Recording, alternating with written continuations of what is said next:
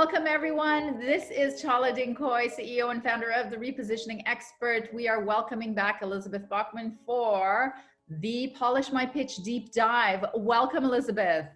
Thank you very much, Chala. It's an honor to be here. Thanks. And you're joining us all the way from Europe, where you traveled to in this crazy, crazy time. Well, I've always wanted to be a citizen of the world. And so I'm married into a German family, and I live half the year in Austria, half the year in the US, and work with people. Thanks to the internet, I can work with people around the world. That is beautiful. So tell us what you do. Well, 8 out of 10 women that I speak with who are high-level women in tech aren't being promoted because although they may have a seat at the table, they still aren't being listened to. So what I do is use presentation skills to show them how to be influential within the company and without the company so that they become someone to promote, someone to follow, someone to hire. That sounds very much needed. Very, very much needed. And thank you. So how do people realize that they need you? Mostly through speaking is how people find me, is that I will do a webinar. I do a workshop called Do You Feel Invisible? Presentation skills to help women be heard. And there are a lot of women who feel like they're invisible. They're not being listened to. And usually it's because the men aren't listening to them. Sometimes there's other women that aren't listening, but usually it's men who aren't listening to women because women aren't speaking in a way that men can hear them. Mm-hmm. So, but as having spent 30 years in professional performance as an opera director, I'm used to helping people show up. So what we're doing now is just I'm doing now with high-level presenters. Mm-hmm. It's a presentation, whether you're on stage or you're in a meeting or you're speaking to a group or you're singing, it's all a presentation. That is so interesting. I mean, that marrying that background of performance with performing in the boardroom is something that people may not automatically put together, but you've made a career out of it. Well, it turns out that the skills you need to sell a song are pretty much the same skills you need to sell an idea. What are those? A product or a service. So, I mean, give us a clue. What are those skills? The skills are to have a strategy first. You have to know where you want to go. My company is called Strategic Speaking for Results because I always think, what result do you want to get? And then you work backwards to plan the strategy that's going to get you there. So you have to have a strategy, and then you have to have the right script. You have to have the right words that will reach the people to listen to you. And then you have to have style, charisma, and confidence. And all three of those, you need to use all three of them together. Different people have strengths in different places, but there's usually something that I can tweak. That's great. So what is the biggest mistake you see high-level corporate women make? What happens is quite often to get to the high level, to get to be senior director or sometimes to be vice president, you get that far on your skills. But to get past that to executive vice president or C-level, that's politics. Mm-hmm. And quite often what they are is they're so good at solving problems that they just fix things without telling anybody, hey, I have a plan for fixing this. This is strategy. So you think, they don't think of them as strategic thinkers. They think of them as the person who gets things done. And you can get things done, but if you don't tell people that it comes from strategy, then they won't notice. You do have to tell people that. That's amazing. And how have you helped them overcome that hurdle? Well, for instance, I have a client named Janet who's very smart. She's done a lot of technical work, and she's also the kind of person who can see how a problem will spread across the corporation.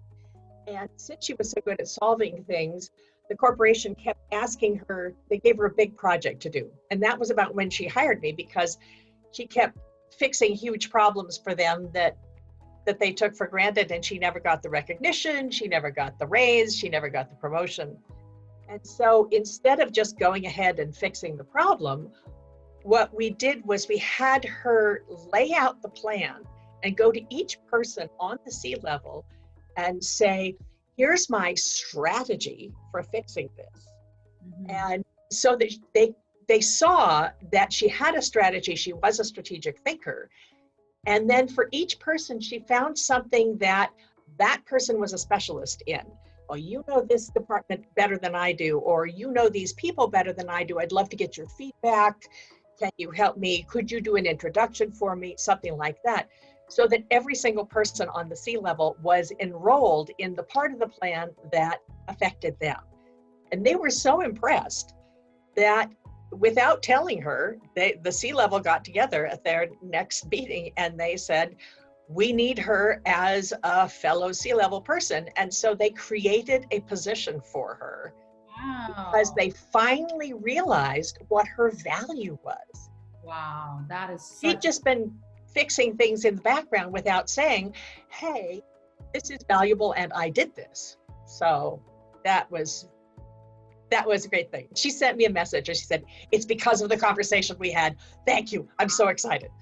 Now, what makes you think that women are, feel that way, that they don't, it's not natural for them to show up that way? It comes from centuries of socialization of, girls are taught to be nice. Don't brag. I don't know about you. My mother used to say, don't brag. Don't be so full of yourself.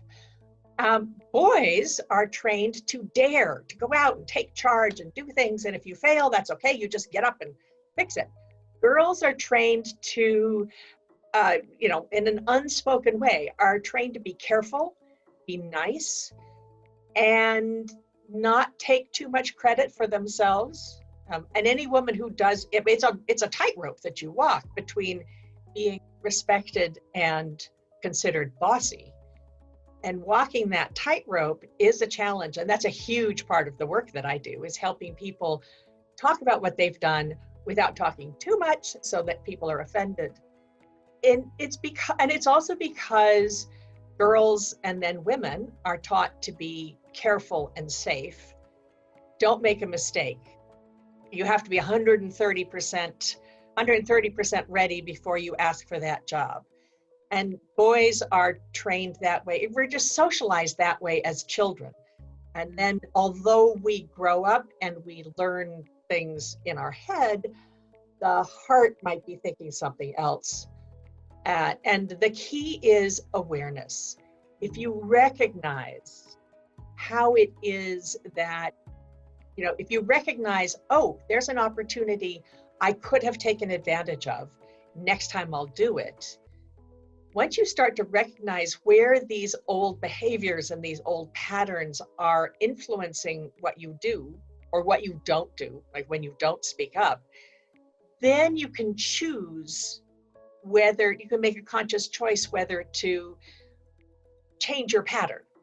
Try something. If you fail, you learn and move on. But it really comes from childhood, and it comes from centuries of history, basically.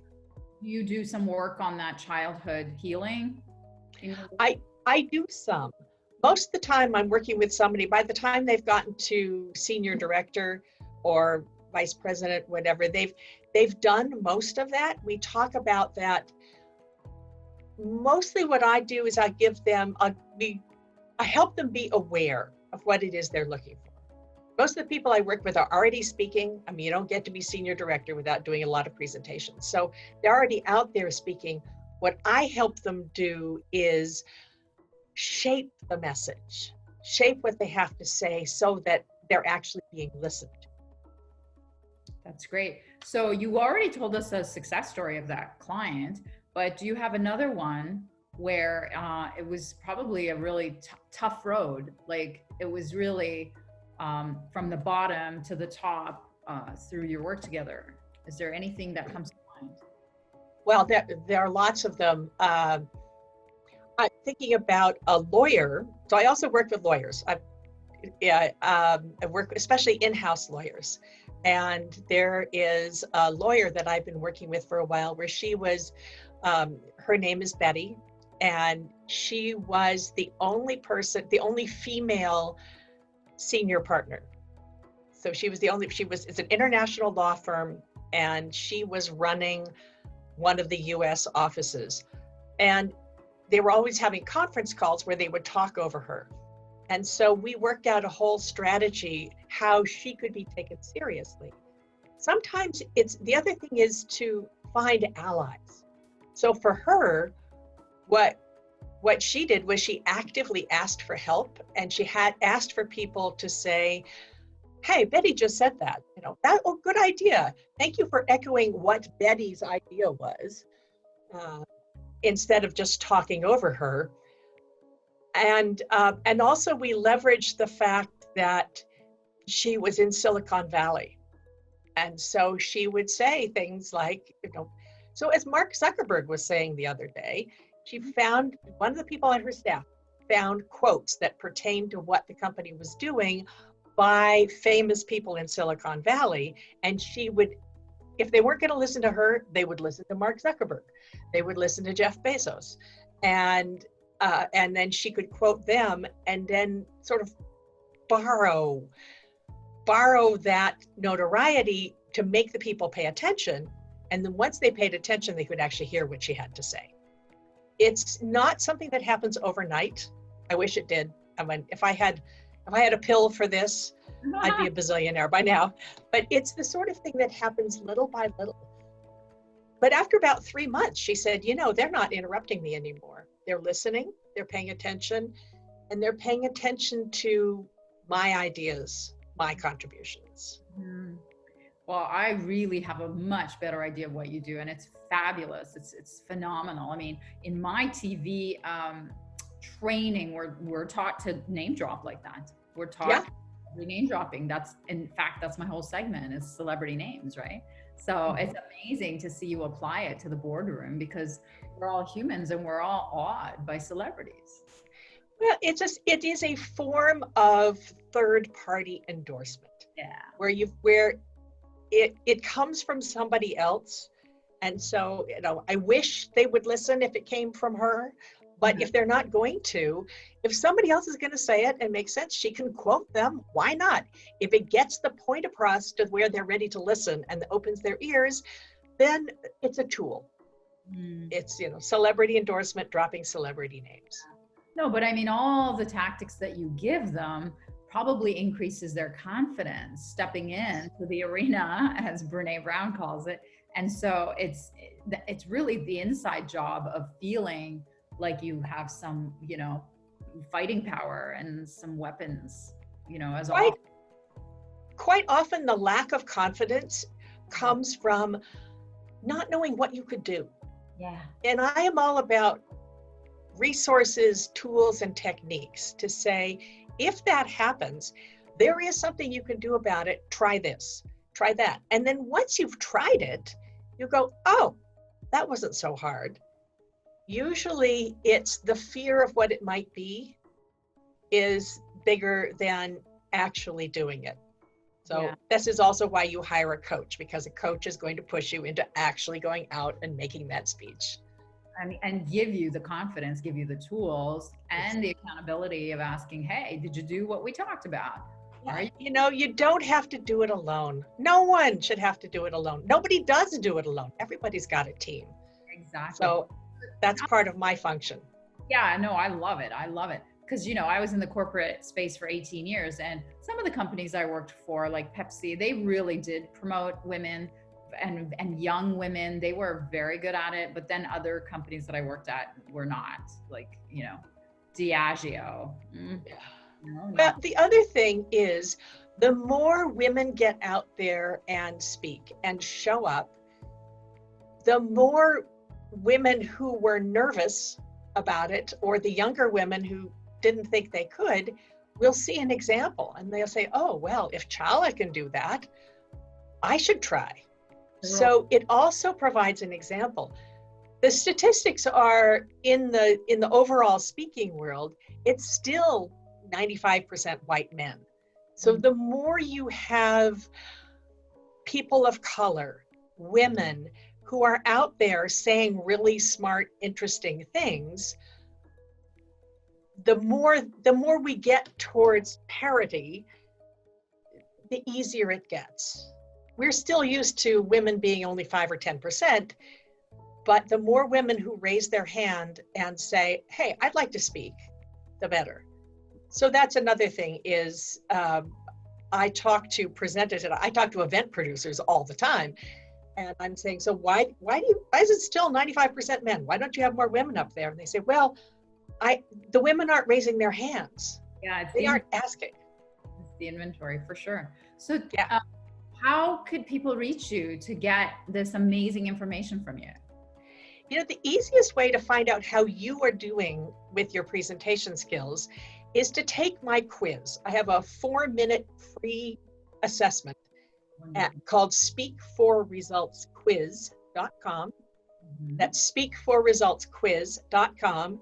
And you can just take it for 4 minutes and give you an idea where you are with your presentation skills and where you might need a little bit more support. And then once you get it, you'll get an email with your results and a way to contact me. But figure out where you are, you know, take the self-assessment first. That's the best way to do it. And then you know exactly what it is you need to work on. Thank you so much for being here, Elizabeth. Thank you, Chala. It's a delight.